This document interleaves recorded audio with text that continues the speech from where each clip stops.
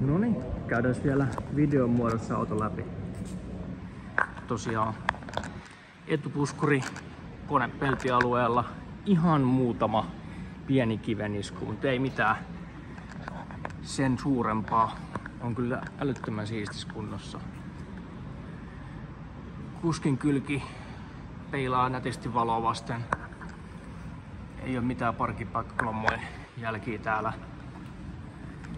Takakaari.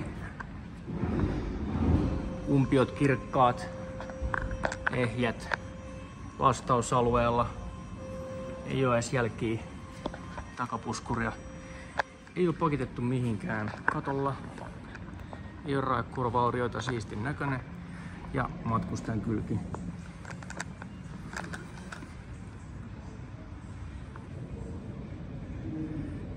Ei minkään näköisiä jälkiä täällä. Tummennukset, tuulilipat laitettu.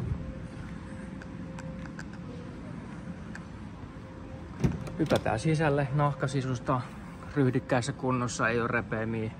Mercedes valo tervehtii meitä. Sähkösäätöiset penkit, burmaisterikaiuttimet, kontiavauskoukku, kaistavahti, ohjausavustin on Distronic Plussaa, isompaa panoraamaa, leveätä näyttöä, multibeam valot. Vahvasti nostalgisia tunteita, mutta muista myös sen äärimmäisen kirkkaat pakki päälle. 360 kamerat. On kyllä niin kuin viimeisen päälle, jos kuntoon miettii. Ei mitään hajuja, jälkiä, hommoja. Talvirenkaat saadaan sitten perästä päin. Kesärenkaina täällä on nämä Nokia Hakka Blackit. Näillä ajaa vielä seuraavan kesän suunnilleen, mä sanoisin.